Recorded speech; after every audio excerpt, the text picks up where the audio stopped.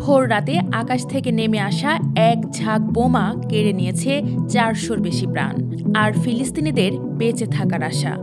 18 March বেশিরভাগ ফিলিস্তিনি যখন গভীর ঘুমে, কেউ বা সেহরির প্রস্তুতি নিচ্ছে, তখনই শুরু হয় একের পর এক বোমা হামলা। আকস্মিক এই ঘটনায় প্রাণ বাঁচাতে দিক বিদিক ছুটতে থাকেন তারা। এই ঘটনায় আবার দুঃস্বপ্নের রাত ফিরে এলো ফিলিস্তিনের অবরুদ্ধ এই উপত্যকায়। কারণ বিমান হামলার পর গাজা উপত্যকা ঘিরে ট্যাঙ্ক মোতায়েন করেছে ইসরায়েল। প্রধানমন্ত্রী বেনিয়ামিন নেতানিয়াহু বলছেন, এটা কেবল শুরু। হামাসের সাথে আলোচনার বিষয়ে বলেছেন, হামলার মধ্যেই তা চলবে। গাজার দক্ষিণের খান ইউনুস ও রাফা, উত্তরের গাজানগর এবং মধ্যাঞ্চলের দেইল আল বালাসহ গাজার প্রায় সব জায়গায় যুদ্ধবিমান ও ড্রোন থেকে বোমা হামলা চালিয়েছে ইসরায়েলি বাহিনী। হামলায় নিহতদের মধ্যে কিছু উচ্চপদস্থ হামাস কর্মকর্তা থাকলেও বহু সাধারণ নাগরিক, নারী ও শিশু এই হামলার শিকার হয়েছেন। হাসপাতাল ও সিভিল ডিফেন্স টিমগুলো জানিয়েছে তারা প্রচণ্ড চাপের মধ্যে রয়েছে এবং পরিস্থিতি সামাল দিতে হিমশিম খাচ্ছে।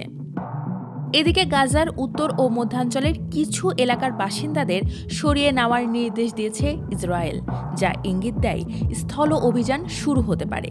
ফলে যারা কিছুদিন আগেই নিজেদের ধ্বংসপ্রাপ্ত বাড়িতে ফিরেছিলেন, আবারও আশ্রয়ের সন্ধানে ঘর ছাড়তে বাধ্য হচ্ছেন তারা। ইসরায়েলি প্রধানমন্ত্রীর কার্যালয় থেকে জানানো হয়েছে, হামাস এখনও গাজায় আটকে রাখা জিম্মিদের মুক্তি দিতে রাজি না হওয়ায় আবারও হামলা শুরু করা হয়েছে। এর প্রতিক্রিয়ায় হামাস জানিয়েছে, নেতানিয়াহু ও তার সরকার যুদ্ধবিরতি চুক্তি লঙ্ঘনের সিদ্ধান্ত নিয়েছে। ইসরায়েলি সরকার কয়েক সপ্তাহ ধরে নতুন সামরিক অভিযান চালানোর হুমকি দিয়ে আসছে। ইসরায়েলি কর্মকর্তারা বলছেন, হামাস নেতৃত্বকে লক্ষ্য করেই হামলা চালানো হয়েছে, যাতে বন্দীদের মুক্তি সহজ হয়। যদিও ইসরায়েলের অনেক বন্দী পরিবারের সদস্যরা এ দাবির সঙ্গে একমত না। 6 সপ্তাহ যুদ্ধবিরতির পর এখনই কেন হামলা চালানো হচ্ছে, এ প্রসঙ্গে দ্য গার্ডিয়ান বলছে, ইসরায়েলের এখন যে সামরিক সক্ষমতা আছে তা 6 সপ্তাহ আগে ছিল না। তারা নিজেদের এই সময়টুকুতে গুছিয়ে নিয়েছে, গোলাবারুদ মজুত করেছে, যুক্তরাষ্ট্রের কাছ থেকে সংগ্রহ করেছে, হামাস নেতাদের নতুন সম্ভাব্য লক্ষ্য চিহ্নিত করেছে। এছাড়া এই সময়টুকুতে যুদ্ধবিমান ও অন্যান্য সামরিক সরঞ্জাম মেরামত করেছে, পাশাপাশি সৈন্যরাও বিশ্রামের সুযোগ পেয়েছে। নেতানিয়াহুর সমালোচকরা মনে করছেন, এখন এই হামলা করার পেছনে আরও কারণ আছে। প্রথমত, নেতানিয়াহু কখনোই যুদ্ধবিরতির দ্বিতীয় ধাপে যেতে চাননি, কারণ এর ফলে ইসরায়েলি বাহিনীকে গাজা থেকে সরে যেতে হতো এবং হামাস গাজায় শাসনের ভূমিকায় থাকত। মানবাধিকার সংস্থাগুলো বলছে, সম্প্রতি সপ্তাহগুলোতে হামাস আবারও গাজায় তাদের নিয়ন্ত্রণ প্রতিষ্ঠা করেছে।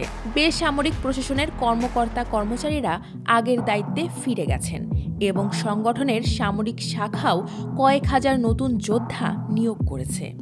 দ্বিতীয় কারণ হল, ইসরায়েল এই নতুন হামলার জন্য ট্রাম্প প্রশাসনের পূর্ণ সমর্থন পেয়েছে। তৃতীয় কারণের মধ্যে আছে, নেতানিয়াহু নিজের দেশে রাজনৈতিক সমর্থন ধরে রাখতে চান। ইসরায়েলি সংসদে গুরুত্বপূর্ণ ভোটে জিততে এবং ক্ষমতা ধরে রাখতে নেতানিয়াহুর ডানপন্থী মিত্রদের সমর্থন প্রয়োজন। ডানপন্থীরা গাজায় স্থায়ী যুদ্ধবিরতির বিরুদ্ধে কঠোর অবস্থান করছে। নতুন হামলার মাধ্যমে নেতানিয়াহু তার প্রয়োজনীয় রাজনৈতিক সমর্থন নিশ্চিত করেছেন। সাম্প্রতিক জনমত জরিপগুলোতে দেখা গেছে, অধিকাংশ ইসরায়েলি গাজায় যুদ্ধবিরতির পক্ষে, কারণ তারা এখনও সেখানে আটক 59 জন বন্দীকে ফিরিয়ে আনতে চায়। তবে হামাসের বিরুদ্ধে সম্পূর্ণ বিজয় না হওয়া পর্যন্ত যুদ্ধ চালিয়ে যাওয়ার সমর্থনও এখনও বেশ শক্তিশালী।